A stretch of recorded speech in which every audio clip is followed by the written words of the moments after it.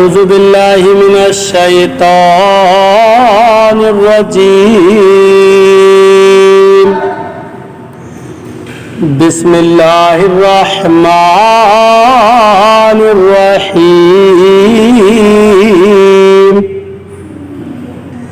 إنما يأمركم بالسوء والفحشاء وأن تقولوا على الله ما لا تعلمون۔ ترجمہ کنزُ الایمان۔ اللہ کے نام سے شروع جو نہایت مہربان رحم والا۔ وہ تو تمہیں یہی حکم دے گا بدی اور بے حیائی کا، اور یہ کہ اللہ پر وہ بات جوڑو جس کی تمہیں خبر نہیں۔ ترجمہ کنزُ العرفان۔ وہ تو تمہیں صرف برائی اور بے حیائی کا حکم دے گا، اور یہ حکم دے گا کہ تم اللہ کے بارے میں وہ کچھ کہو جو خود تمہیں معلوم نہیں۔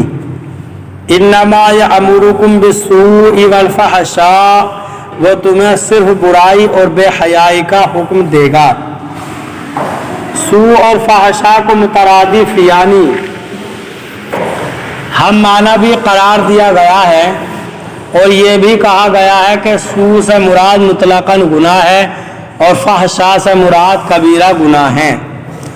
شیطان کا کام ہی یہ ہے کہ وہ لوگوں کو برائی کی طرف بلائے، کفر و شرک کی طرف، اللہ تعالیٰ کے متعلق غلط عقائد منسوب کرنے کی طرف، یا اس کے حلال کردہ کو حرام کہنے اور اس کے حرام کردہ کو حلال کہنے کی طرف۔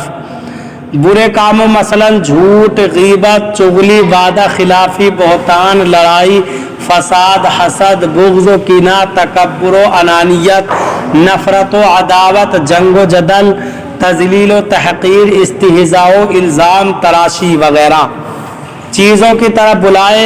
یوں ہی بے حیائی کے کام، گانے باجے، فلمیں، ڈرامے، ناچ مجرے، بد نگاہی، فحش گفتگو، گندی باتیں، ناجائز تعلقات، بری نیت سے دیکھنا، چھونا، بدکاری وغیرہ گناہوں کی طرف بلانا شیطان کا کام ہے۔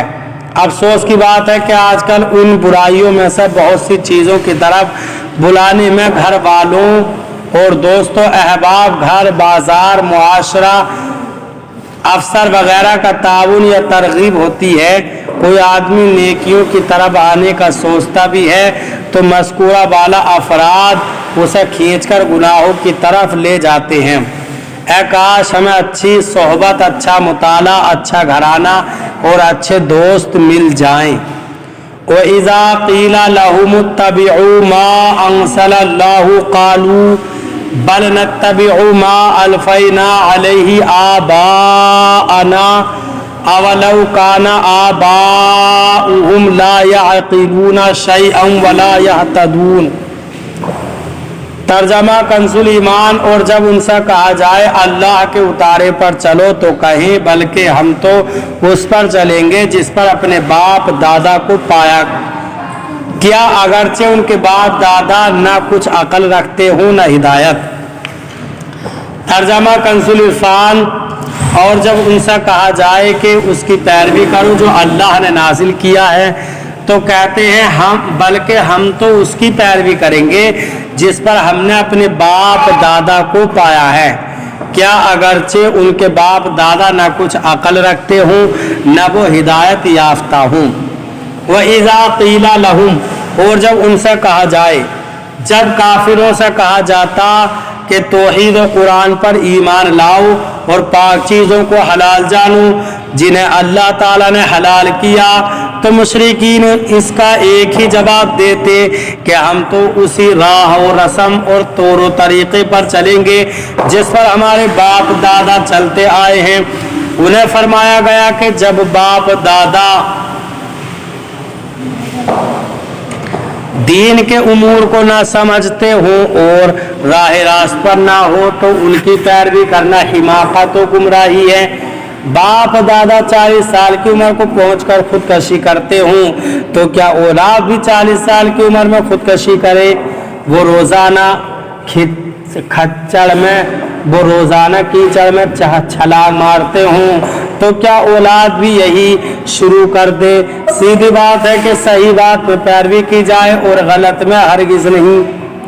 शरीयत के मुकाबले में गुमराह बाप दादा की पैरवी करना हराम है। यूं ही गुनाह के कामों में बाप दादा की पैरवी नाजायज़ है कि बहुक्म हदीस अल्लाह ताला ने अल्लाह ताला की नाफरमानी के काम में किसी की इताअत नहीं की जा सकती।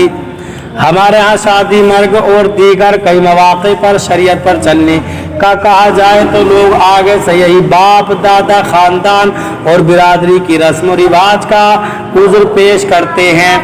ये भी सरासर गलत व बातिल है। खुलासा कलाम यह है कि बुरों की पैरवी बुरी है और अच्छों की पैरवी अच्छी। जैसे हम बुजुर्गान दीन सहाबा ताबिईन अइम्मा मुज्तहिदीन औलिया व सालिहीन की पैरवी करते हैं तो ये बहुत अच्छी है कि उसका हुक्म खुद कुरान ने दिया है। चुनांचे फरमाया वकूनू मअस्सादिकीन, सूरह तौबा आयत नंबर 119 तर्जमा, और सच्चों के साथ हो जाओ।